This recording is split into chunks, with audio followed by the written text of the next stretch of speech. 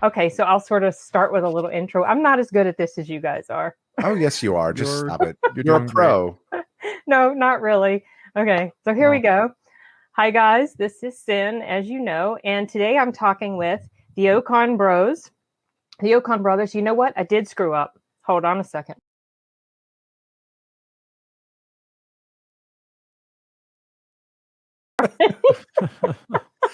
I'll tell you, my name will be StreamYard Oken. Yeah, this is StreamYard, and this is his little you could brother. call you Adidas. Call me Adidas. Adidas Oken. That's fine. Okay, all right. In all seriousness, this is Michael over here. That's right. And this is Eric down here. Hey, guys. How are you, Sin? I'm doing good. How about you? I'm good. I'm like infatuated with those pictures in the background of Chadwick and Arnold and Kiefer and look and Michael and Michael Myers. Yeah. The Michael Myers piece and the Kiefer piece, they were done by the husband of a homeschool friend of ours. They're amazing. Yeah, he's an artist, and he within the past year plus, he was able to quit his regular job and just start going around to cons. And then Corona happened. Yeah. It's going to come back. People have to go out, but I find it so amazing that people can make a living following their passion. Right. You know, where you can like quit your job and say, I'm going to just create artwork of pop culture and I can make a living doing this. I know. It's the most amazing thing in the world. But yeah, people are going back to cons. There's no doubt about it. I don't know when ours are going to start up again. They were canceled. All of the ones last year were canceled. Sure. And they said, you can come back the next year, but I don't know if they're going to have them. I think CinemaCon is going to happen this summer. I think by summertime, you're going to see a huge difference. It'll be a little scaled down. It'll be a little sure. Instead of 100,000, maybe there'll be 50,000. But I do think that you are going to have. I think the cons are definitely going to come back. Yeah. I know people left and right are getting vaxxed. You know, people are they're taking this seriously. Yeah, I mean, we got COVID. Our whole house. Oh my God, I didn't know that. Yeah, well, I think it was a while back when I had mentioned it on like I can't remember, a comment or something on one of your videos, but we all got it. We're okay. I mean, we rang in the new year with COVID. Yay! Oh my goodness, that was wonderful. So I mean, you have the antibodies, so we have the antibodies. I had already sort of decided I wasn't going to get vaxxed even before, right? Just because I was like, I'll wait a bit. Let's just see. But you know, it was okay for us. Everybody reacts differently, but for us, it was just kind of like an irritating bad cold. Really? Right. Yeah. How do you think you got it? Oh, I know how I got it. How did you get it? A family member brought it into the home. Yeah. What happened is he lives in the other, a few towns over, and we hadn't seen him in almost a year. Right. And so we said, maybe you can come up and we can visit. Is everybody healthy? Yeah, everybody's healthy. And they were at the time, but we didn't know that they were getting ready to. So he brought it to us, and that's crazy. Yeah, he goes home. They all are diagnosed. We get diagnosed. So everybody got it. I'm glad you're over it, though. I mean, there's no lingering effects. I heard that they could. You know, people say that COVID could last for months, but you seem like you're doing all right. The one thing that lasted the most for us for me, I had a lot of congestion. Just it hung around forever and ever. Do you take vitamin D? I'm sorry for interrupting. Do you take vitamin D? Okay. Yes, I do, and I already was before we even got sick. That could have been why it was so a bad. Mild case, right? Maybe someone mentioned we had a low viral load or something like that. How much? Out of curiosity, seriously, like how much vitamin D do you take? Do you take recommend the RDA of like 2,000 or 4,000? I don't remember which one I have now. It's either 1,000 or 2,000. I used to take 5, but so you take 5,000 a day. 2 to 5,000 a day. It's been part of my daily thing for years anyway, just because I take. So now that you had COVID, are you kind of like, I'm not sure where you live, and we don't have to go there, but are you going out and like dinner and lunch and like, are you done? Are you done with like, I got COVID, I don't care anymore? Well, I was already going out and doing stuff even before we got sick. It's just, you have to wear the mask, and we were careful. I made a video all about this, and I said, I never got into the panic thing about it. I was never in favor of the lockdowns. I felt like they're going to do far more harm than good. Yep. So it's just, and I could go on about that. I won't. But I was already going out and we were being careful, washing our hands. We were treating it like, okay, we know a really bad flu. Let's just call it, that's when the flu is really bad. We try to be careful because the flu has really knocked us for a loop before. Sure. I had the flu in 2020, in January 2020, and it was brutal. It was really bad. It was 3 days on my ass of just 103 fever. Yep. Yeah, it's terrible. We were living in Vegas. I forget the year, early 2000s, and I got the flu there, and I had the flu shot, and I got just whatever it was, and I was knocked out for like 10 days. It will really do that to you. So. I've gotten the flu shot every year for about 15 years, 20 years. I've gotten the flu shot every year, and I've had the flu twice in the last 8 years since my daughter's been born. Oh, wow. And since last year in 2020, I refuse. I'm done. I will never get the flu shot again. Yeah, I don't care. I've never had one because I've found out more about it. I found out. So basically they have to guess every year. Yep. They have to make a guess which strain. So they could be wrong. A lot of times they're wrong and it's like, so I just never have. I've had the flu at least 3 times in my life. But you're not an anti-vaxxer, are you? No, I'm not an anti-vaxxer. I'm just much more cynical about stuff like that. I get it. Over the past several years, I've become more because you learn things and you're like, I don't know, I'm not so sure. You know what I mean? Like, I find it funny that like some people are going to be like, and I'm not like, saying anything bad, but it's like you trust the dentist, you'll trust other types of science. If you have a sinus infection, you'll go on antibiotics or whatever. I'm just speaking from experience, and that's why I decided to get a vaccine. Where there's a lot of data out there that it's fine, and just like I'll go to the mechanic to get my car fixed, because I trust that professional. Sometimes you just gotta trust and say, it is what it is. It's kind of like there's a lot of gray area there, and one thing that I do have a bit of a problem with is the thought that things like that are forced on people, because I feel like that the COVID vaccine is going to eventually be forced on people. But but that's everything, Sin. That's everything. Everything is forced on the public. I know. And I have a huge problem with a lot of stuff that's forced on the public. That's honestly I'm not trying to plug anything. That's what my book Monsterland is about. It's about the forced consumerism of people, and it's all for the bad. That they're forcing this theme park with monsters on the public, and they're making the biggest deal, and there's science behind the monsters and all this shit. Yeah. And trust the science, right? Trust the science, trust the system. And it turns out it was all for the New World Order. And I don't want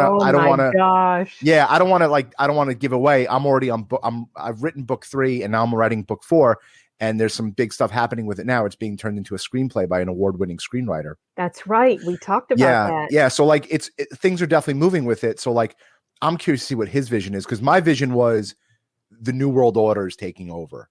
Yeah. And this is my 1984. Right, George Orwell's 1984. That like we're being watched by everyone. Like we don't stand a chance. I love when people go, "You're being watched by your phone." It's like, yes, I know. The funny thing is, like people, I know. They'll put tape over their laptop camera, right? But they're not putting tape on their iPhone camera, right. It's enough. It's enough. Like yes, they could have tracked you when you were doing credit cards. Like it doesn't make it. Who cares? Let them track. It doesn't mean anything. So I haven't left my house in a year. It is what it is. He's in the living room now. Right. I mean, you really haven't. So we have just jumped right into conversation. I introduced you guys by name, but I never even started to ask you. Go for it. What do you guys do? I know I feel like we could just chat all day long. I love chatting with you. But that's what we do. I love your style, because that's basically how we do our interviews. But our day job is we own a global transportation company. It's called BLS. You can go to blsco.com for more information. Our parents started it 50 years ago. And that's been our day job, and that is truly our passion. It's our family-run business. We are family business entrepreneurs in the truest sense of the word. We always do everything together. Michael is an author. We do that together. We do readings, and I do the covers. And we self-published 25 books. We started oh my goodness gracious! Yeah. Wow. Our mother self-published over 50 children. I mean, isn't it closer to 80 children's books? Cow. Yeah. The book business came about because I was really into the law of attraction, and like we were like BLS, which is the car service, is number one, right? Like that pays the bills, that pays the mortgage, that's the day job. These are all passion projects that we're hoping to take off. Right. And I started writing a book called Just Ask the Universe. And this book, Just Ask the Universe, it's a law of attraction self-help book.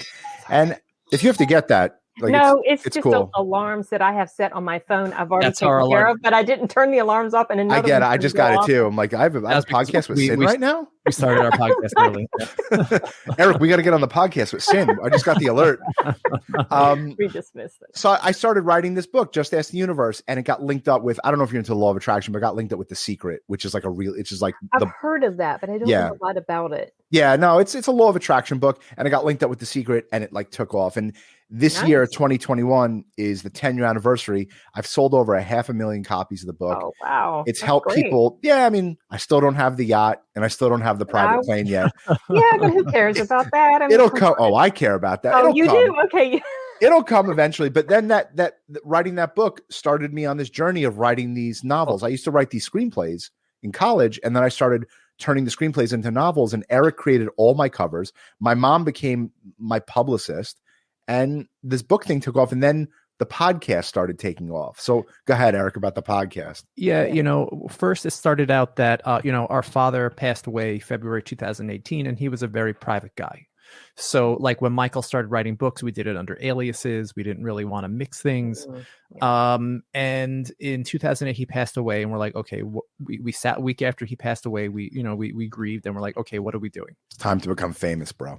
Yeah. And we basically had that conversation, and we're like, you know what, let's go for it. So first it started out, I started creating content for LinkedIn, and I tried sitting down in front of a camera, and I couldn't monologue for the life of me. I couldn't talk. I was stuttering. It was like anything else in life. You need practice to make perfect. And I couldn't get there. And it was really hard. So then finally I had a camera. Michael sat down right next to me, shoulder to shoulder, and we just started talking. And that was the birth of our show on YouTube. Explain the pre of that. I mean, Eric and I shared a room for 14 years. Eric and I shared a bedroom 14 years. And every night before we would go to sleep, we would talk. We talk about business and girls and relationships and school and video games and whatever. And I literally sat down next to Eric. I said, Eric. And we just started talking. We started talking. Yeah, we started talking about self-driving cars. And when we were doing that for LinkedIn specifically, we kept it more about business. And soon we created a studio, and this was at our office, which is about 15 minutes away from our homes. And we created this really amazing studio. We spent a ton of money doing it.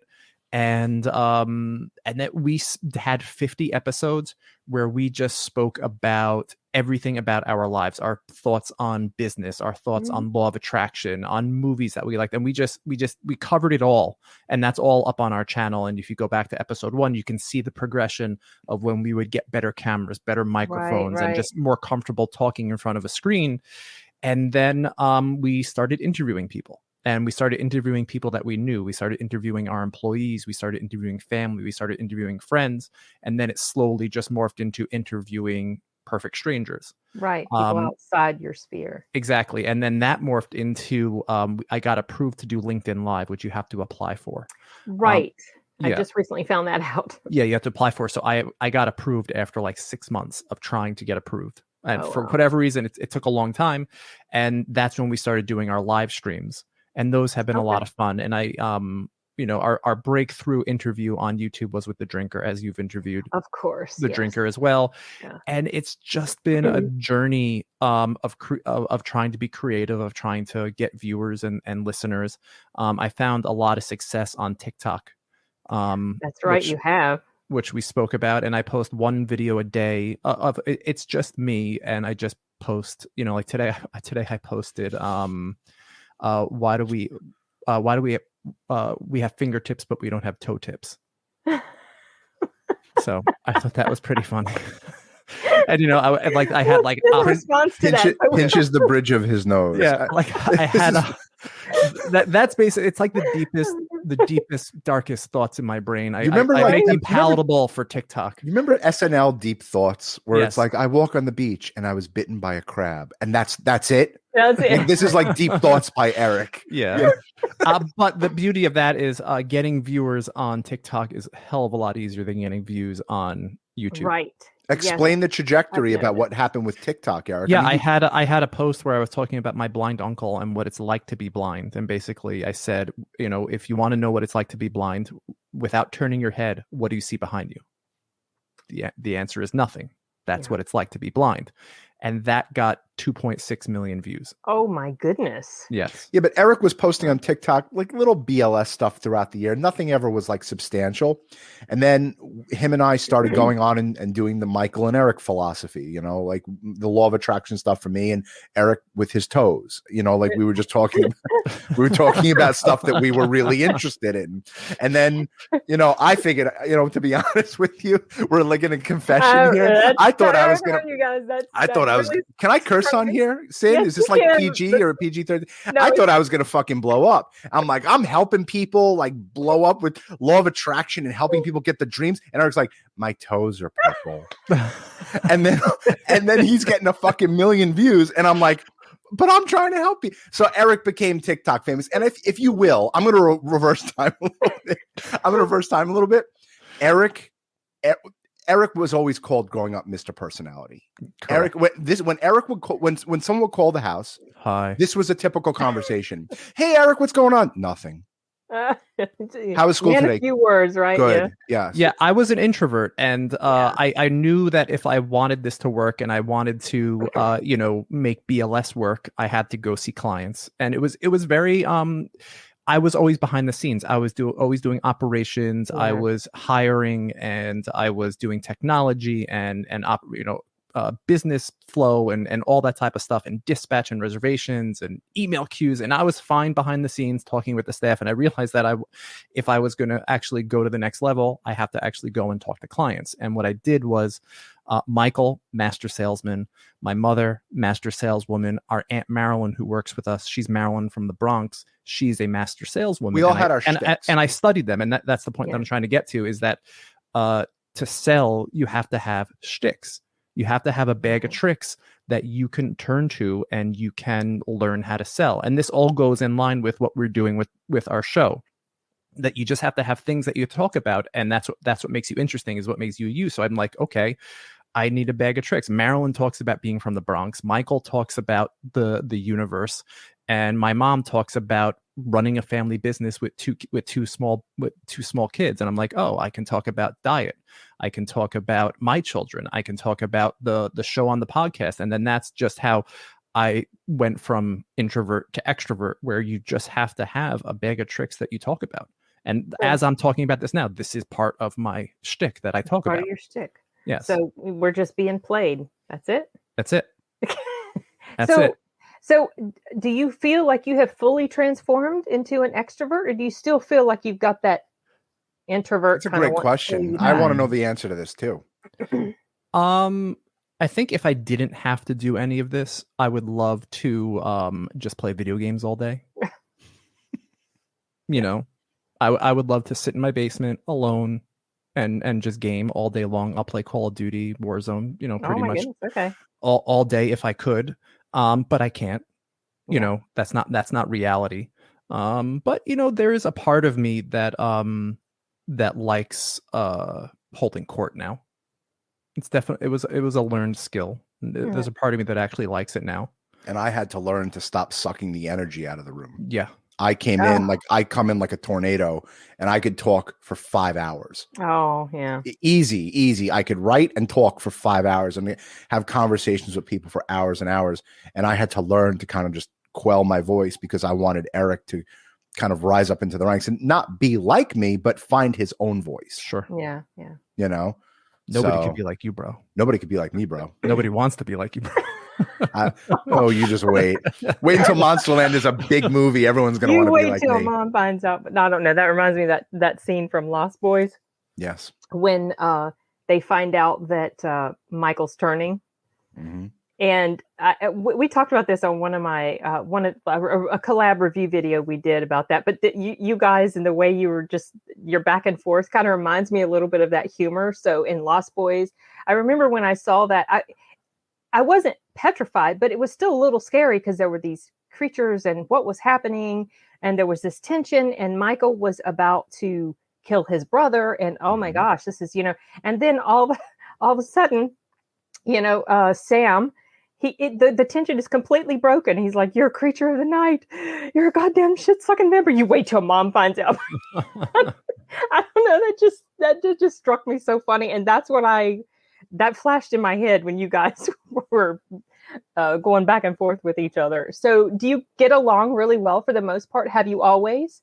Yeah, Eric and I, honestly and truly, Eric and I never fight. We'll have tiffs, disagreements, and like sometimes someone will say something obnoxious to the other person, but it's quickly over. Nothing ever lasts. Did you ever see basketball? Did you ever see basketball with the guys from South Park? No. Okay. There's a line in basketball which is Eric and my relationship, where they're going at it, and Eric and I never went at it. We never wrestled. Like, we would wrestle for fun, but we never beat the shit out of each other. Michael gave me a bloody nose. That was an accident. Not really. That wasn't really, but it was. Real quick story, and I'll jump back to basketball and remind me to talk about basketball. I was like 7 years old, and Eric was 2, and he thought it was a bull. He thought it was a bull, and I would take this red towel.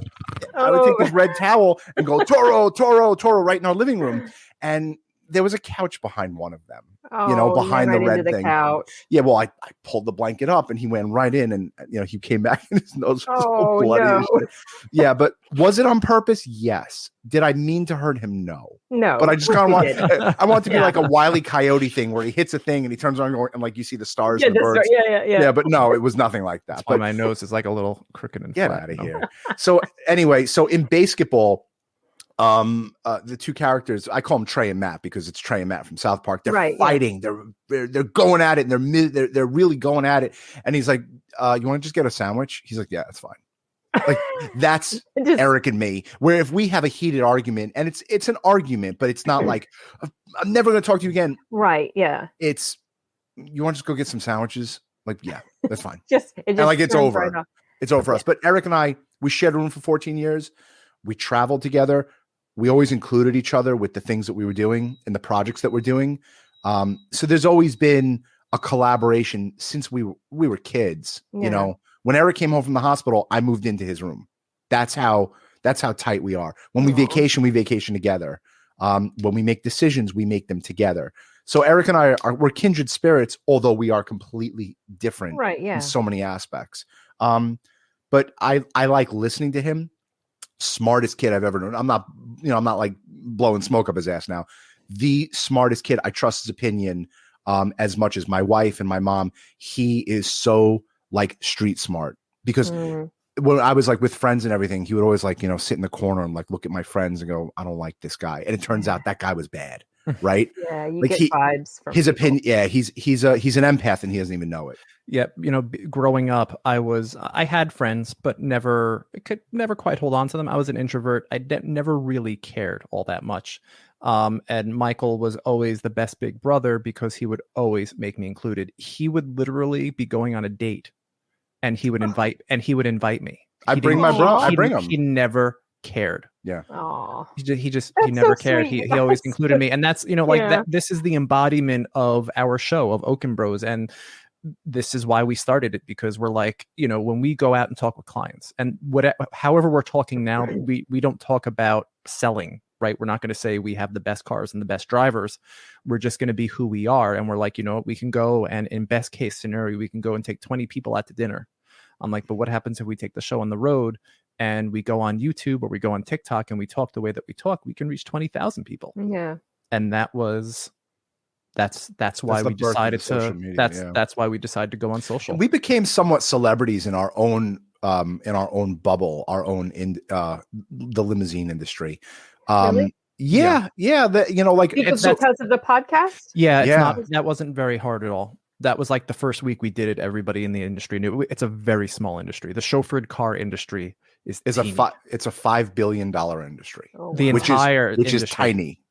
Yeah. Like Google farts that in a day. Yeah. Right. The movie industry is Disney $5 billion in a minute. Right. Our entire buses, taxis, car service, everything is a $5 billion industry. We have our nice little piece of the pie. But Eric and I, like he said, we were never out and about. We were never like in people's faces because we had to, our father was very, very private. But it's nice now that last year Eric went to a convention, a travel convention, and I couldn't go because I was having vertigo. It was, that's not fun. It was. Did you ever have it? I've had it before multiple times. One time it was because something was going on with my ear, and I did exercises at home, and it just cleared it up. It was gone. Oh, you did the Epley, right? Where you moved your head did around? The thing where you're twisting. Oh, it was awful, but it was over. And then the other times it's because of neck tension. Interesting. I had the flu last year when we spoke about that, and then a week after the flu, I got vertigo, and I thought I was having a stroke. It was the scariest thing that's ever happened to me in my life. It was terrible.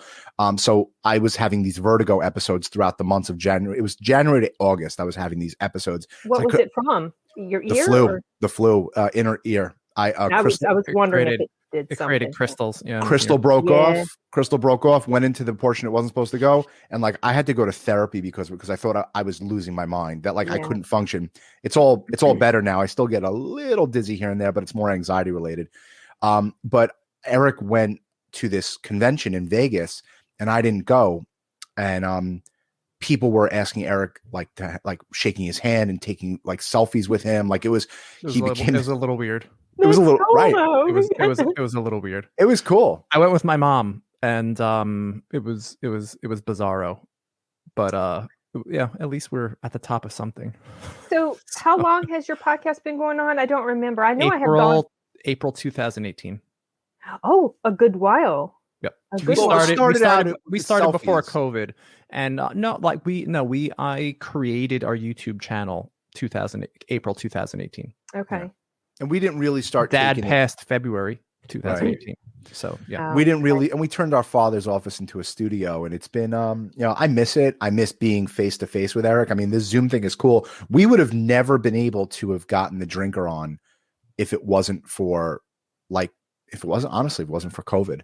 We would have never been able to have met you. Yeah. If we weren't doing it's interesting the way things happen and how things go. Right. That's right. True. So we look at it as a positive thing that because of COVID, we got to meet Suburban Beard and Dana and, Dr. William Davis, all these people that Eric and I have read their books and listened to their podcasts, and we're fascinated with. We're bringing people into our world. But like what we're doing with the podcast is like, I love Sin's Corner. Like, this is your corner of the world and you're inviting people in. Mm-hmm. That's all storytelling is. When I wrote Monsterland, or when I wrote the Stillwell or Witches Protection Program, like, you're creating a universe, and this universe happens to be on pages.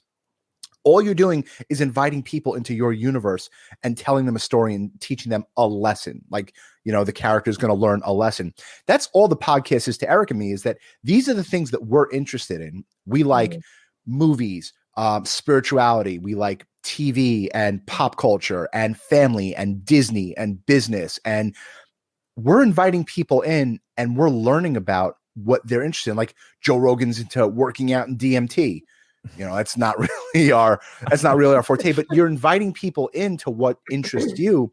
And that's the beauty of the podcast, is that people that want to come on and learn about spirituality, Okon Bros will teach them that. They want to learn about how has like your channel changed things for you?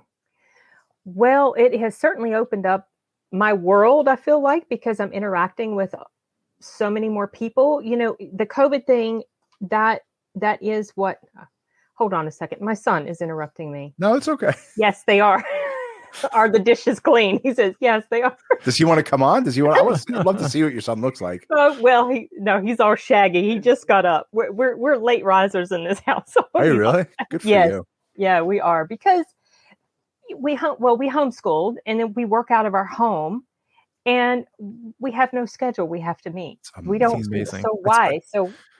In my next life, you're living the dream. Yeah. In my next life, I want to homeschool my kids. The system we're in right now, they're all 4 of our children, 2 of Eric's and 2 of mine, are all going to the schools that Eric and I went to.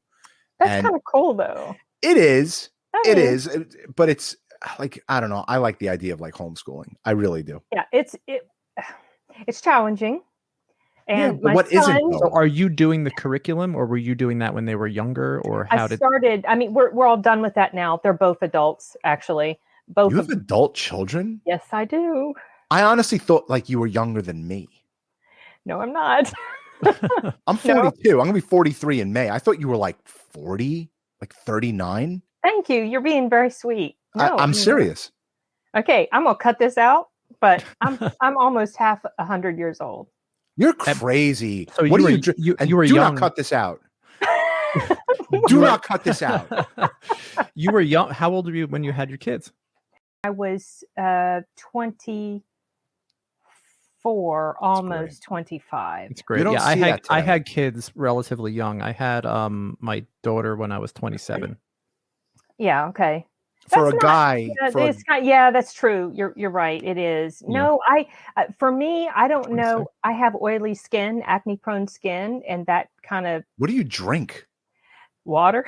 You don't drink like vodka or like water? Yeah. In the evenings I do when I'm about ready to turn in, I'll have like maybe gray hair ounces. you don't have a gray hair on your freaking head. I'm like gray beyond belief. Well, I do. You just can't see it. I also treat my hair with natural powder product, like plant-based powder products. Really? Condition and strengthen my hair, and that also has the. Well, you're keto, right?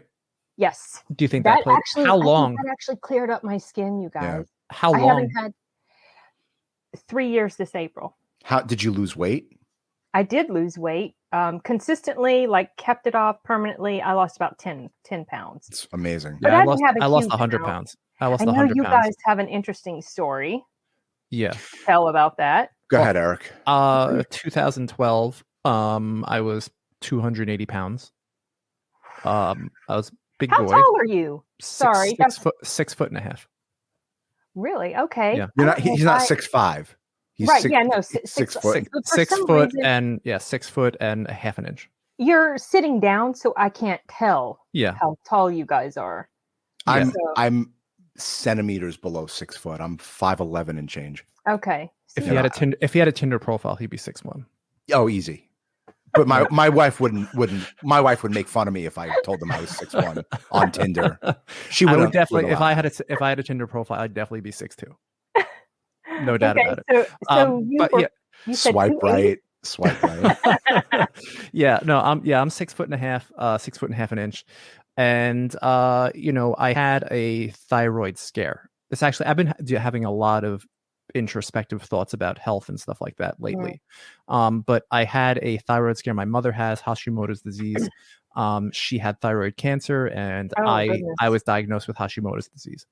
And at the time, I did not want to go on any medication. So I found keto, and I went on keto, and I lost 60 to 70 pounds like that. Like it melted off of me. I was just doing high fat cheese, bacon, the whole 9 yards. And it was good for a long while, kind of plateaued. My blood levels normalized, but I still had a bumpy thyroid. So I went onto the Reddit forums, and I went to the keto Reddit forum, and I told everyone what was going on, saying my thyroid's still bumpy.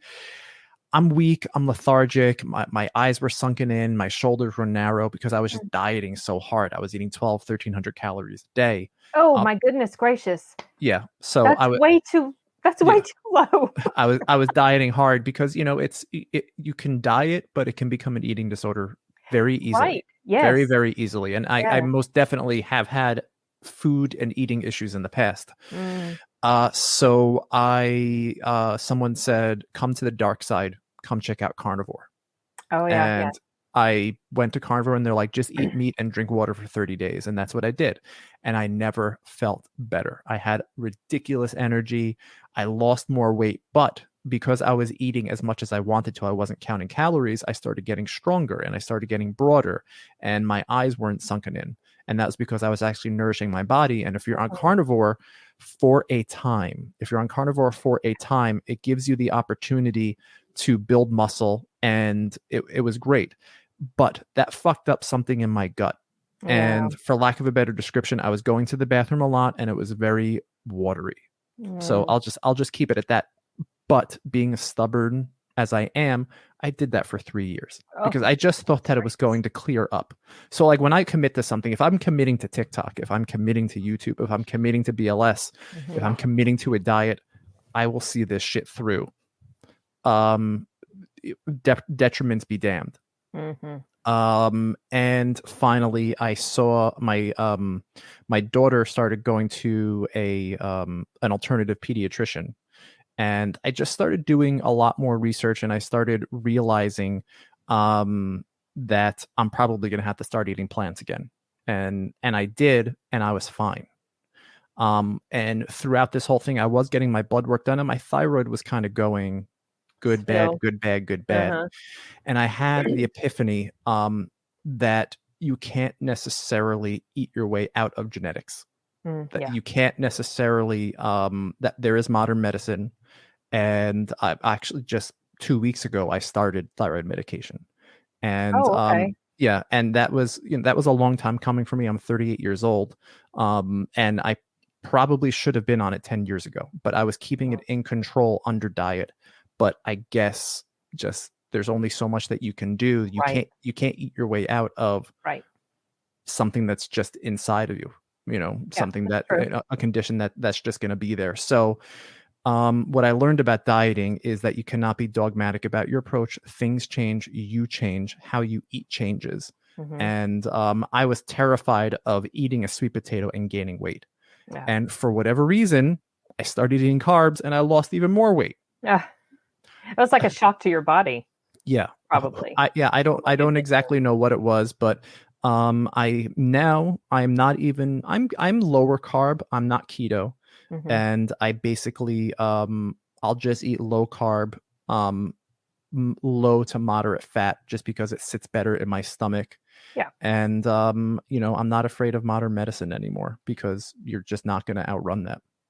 My story is similar to Eric's. Did you have something to say, Sin? I didn't want to interrupt you. No, I was just agreeing with him about there's like this balance between, like, some people put way too much faith in modern medicine, and there's a lot of problems with and then modern medicine will kind of turn its nose up at alternative type things very often. But I think there's a place for them both to coexist, To me, it's what you can tolerate. And that's what the biggest change was for me.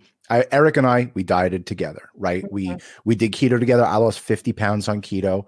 But I got an ocular migraine. I had back keto didn't fix everything. It just fixed the weight loss. Yeah. Then we did carnivore together, and I'll be a little more graphic than Eric. I couldn't hold the shit in my body. It was like fucking mudslides every time that I was taking a shit. I'm sorry, but you know what? I'm going to be open and honest about it because I was open and honest too. Yeah. I'm going to call out the carnivores. They're full of shit. No pun intended. The idea that you could eat fatty steaks, ribeyes, bacon. I did it. I did it for 3 years. And I was splashing everywhere. It was awful. I remember you talking about that in one of your live streams. It was horrible. So it was all full of shit. Again, no pun intended, about these people going, I'm on carnivore and everything's perfect. They're lying. They're lying. It's not real. It's not real. It's fake like porn. Really and truly. There you go. The Rock's body is fake. Jenna Jameson's body is fake. Yeah. All these influencers who are on keto, carnivore, veganism, it's all fake. It's not real. So I went to so I did the carnivore. It was awful for 3 years. I always had to be near. You did it for 3 years too? Yeah, I had to be near a bathroom. Everywhere I went, I had to make sure there was a bathroom there because we were so convinced. Like, we were militant carnivores. We were like what vegans are.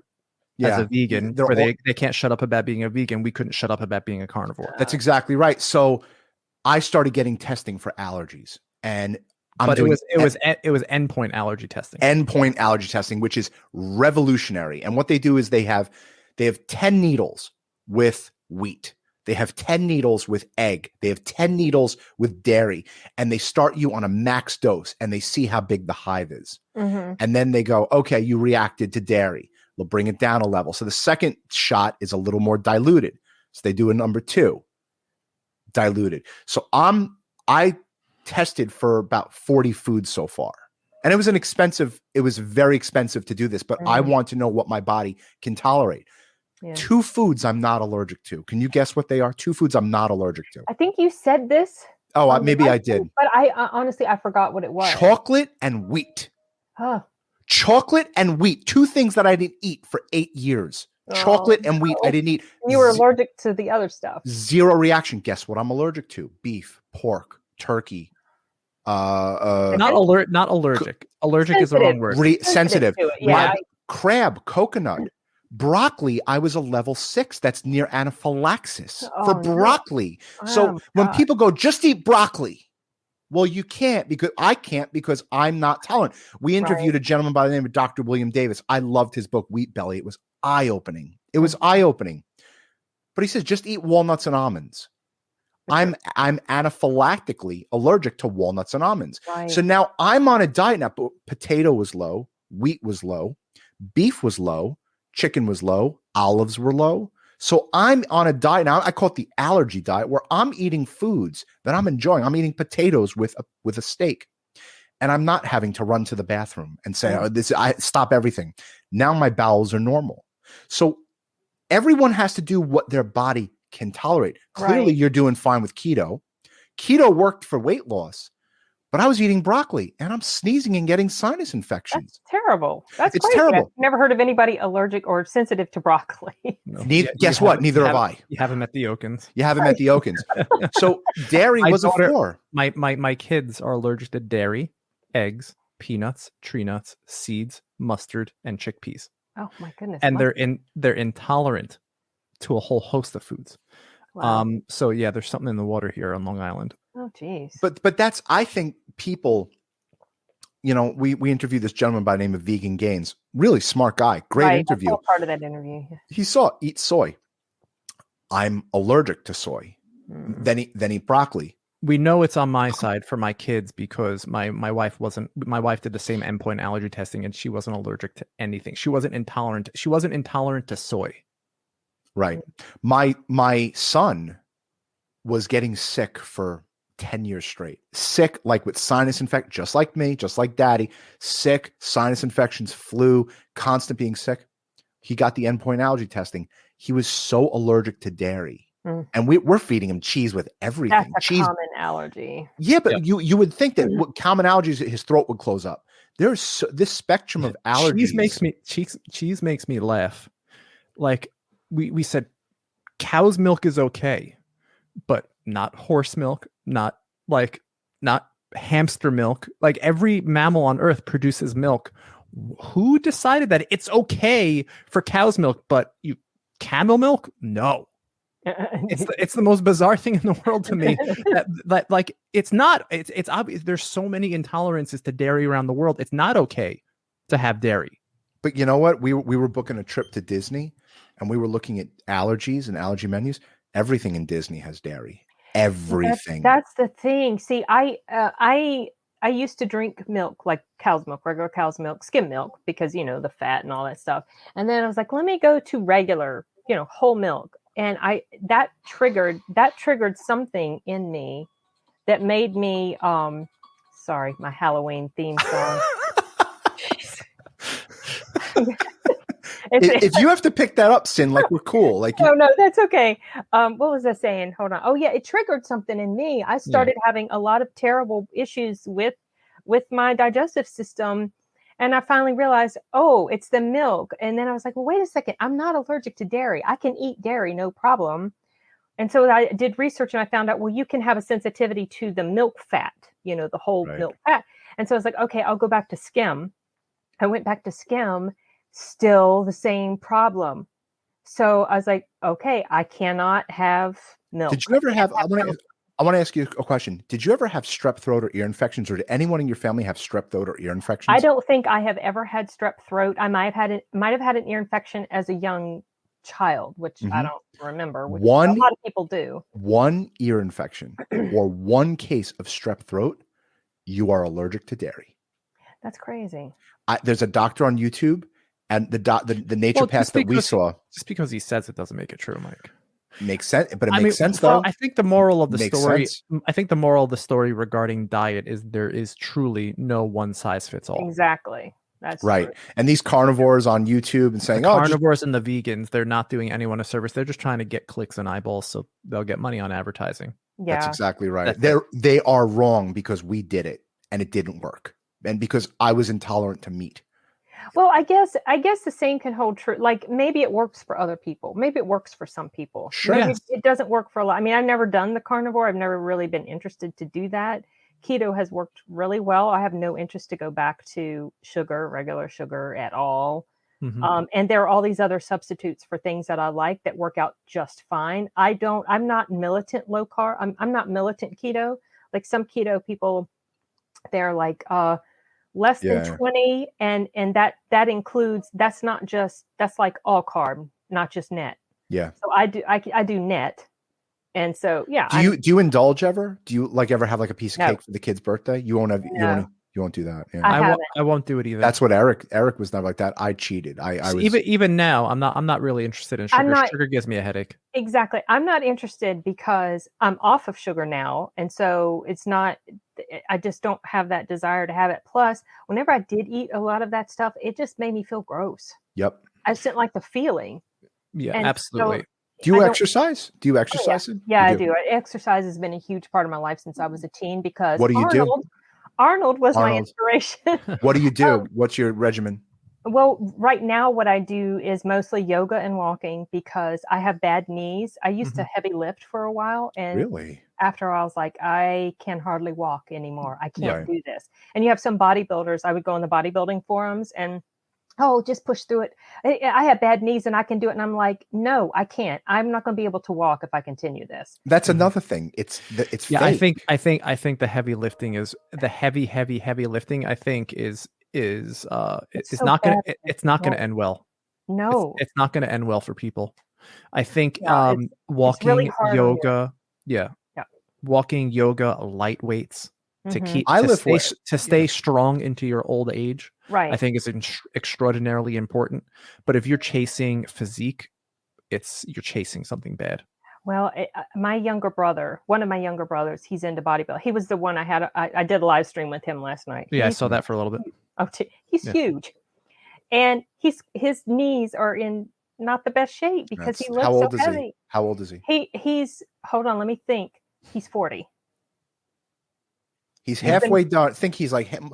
A little less than halfway done with his life, right? And his knees are because he lifts like heavy, and I tell him, but he's kind of hard. Okay, yes, Matt, I'm telling you again, he's kind of hard-headed when it comes to that, and it's just your knees are so important. I mean, I've known this ever since I knew I had knee problems, so I have to be very careful of what I do to my knees. And yoga has been the only thing that I've been able to do without killing my knees. Our mother has been doing yoga for 20 years, and this woman, like, she's like Plastic Man. She's like she's limber, like her toes. She could make her toes flat like that with her legs. Yoga. My wife does yoga, and Eric's wife does yoga. My wife really is challenging. My wife is certified children's teacher in yoga. Have you guys tried it? I did. I loved it. I hate it. Yeah, I loved it. I can't sit Indian style. I mean, like I'm. You don't have to. That's not important. I'm sorry, crisscross applesauce. I can't even sit crisscross applesauce. I don't want to insult anybody. You just insulted the SJWs. They're gonna come attack you now. You're gonna be canceled. Canceled. That's not important. You don't have to get into all the crazy poses at all. And if any yogi tried to tell you that, then they're wrong too. I enjoy. It's just great for it's really good just for your long-term health. Yes. To kind of stretch out. I think it helped me grow a half an inch. I believe it. I believe that. Our mother didn't shrink, where a lot of women her age are shrinking. Exactly. My mother, her muscles are elongated. I enjoy lifting weights. I never saw a difference in my body. Where I did running, it was horrible. It's so bad on your knees. I love to walk, but really, like when I'm lifting, 2 30-pound weights and I'm doing shoulder presses and curls, I feel good when I do that. And I see a difference in my body. I think the worst thing that you can do for your body is deadlifting and squats. I disagree with that. I think it is, if you're going to do heavy weights, you're going to pop a disc and you're going to be fucked up for the rest of your life. Your form, which a lot of times people mess up. I could see how deadlifting is really, really can do a number on your back, and squats. Really? Yeah. Oh yeah, because if you don't engage the right muscles, if you're using your back, Right. to deadlift, which a lot of people, that's kind of what they do. They just use the back and the momentum. You're supposed to use your glutes and your hamstrings, Right. your legs to lift yourself up. And if you lose form, what do you think about kettlebells, Sin? I've never worked out with them, but I know they're pretty popular. I love kettlebells. I have a row of kettlebells in my basement. I love it. Oh wow. You have your own home gym and everything? I do. Yeah. I care about my gym. I spend a lot of time in my gym. I enjoy it. I bought myself a boxing machine, which it's a computer. I've always wanted to learn how to box since I was a little boy. I love boxing. I love MMA. I love that stuff. And I've never learned how to box. And I bought this machine where it teaches you how to throw a fist and how much power to put behind it. So I've been playing with that, and I got a rowing machine. I love playing with that. But I don't make it my life. Like I try not to like overdo it where my heart is beating out of my chest. I don't like that feeling. Like HIIT training is no, I tried that, and rough. Eric said Eric was funny. He's like, I feel like I'm going to have a massive heart attack doing it. You do, and you can't. Yeah. It's really hard. And as an asthmatic, that's really.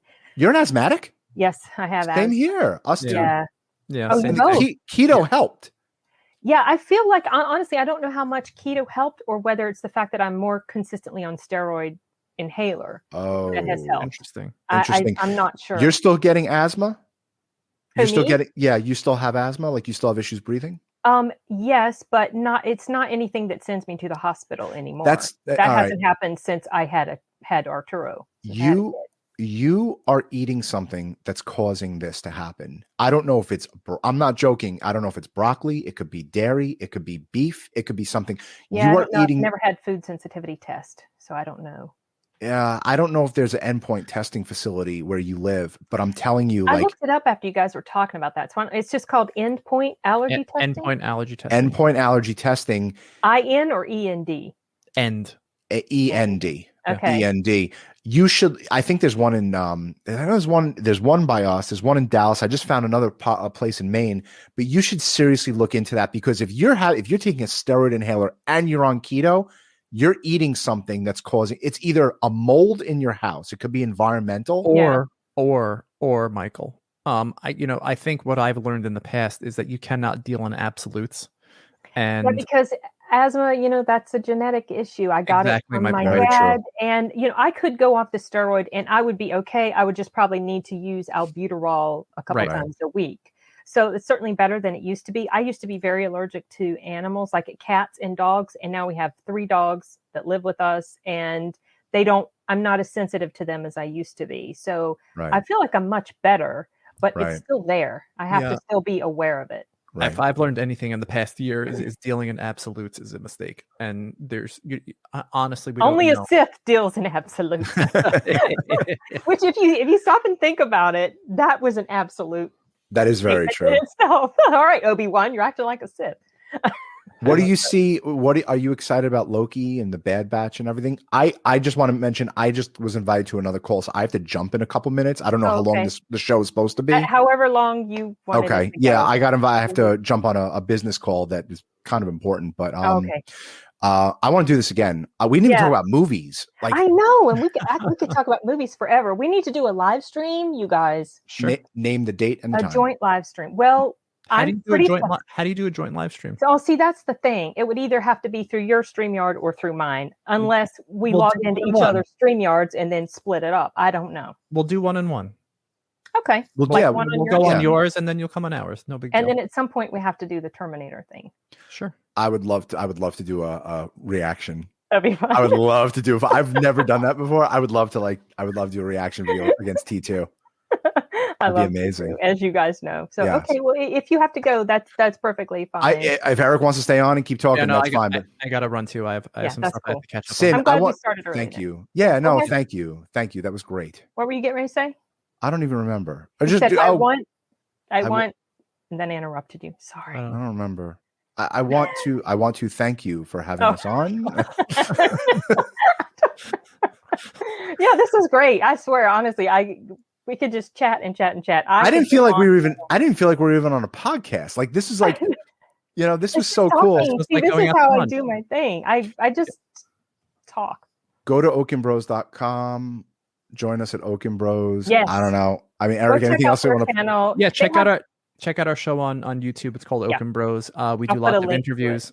We have lots of interviews with people, law of attraction. We interview mediums if you're into things about spirituality and connecting with your loved ones. Our mother is a medium. You can check out ladyphyllis.com. She reads people and connects you with your loved ones in the afterlife. So yeah, check us out. We have our own little corner of the world, just like Sin's Corner, Okon Bros corner. Yeah, and we're happy to have know you, and I'm so happy we're creating our own little YouTube clique. Yes, it's been great. It's been a pleasure, you guys. I'm so glad I stumbled upon you. That was thanks to YouTube. The YouTube algorithm said you must see this interview with the Critical Drinker because I subscribed to the Critical Drinker, and that's how you guys popped up. So I got to tell you, like what I'll echo what Eric said. You know, I love that we're forming our YouTube community with you, and you know, among others, and you know, love what you are doing. I love your videos, and just super excited about the future. Thank you. It's great. Look forward to more stuff in the future. Thank you guys so much, and I'm going to go ahead and hit end broadcast. Let's do it. Oh shit, you guys! I was live. No, I wasn't. Were you really? No, it's record only. I was scared. You could.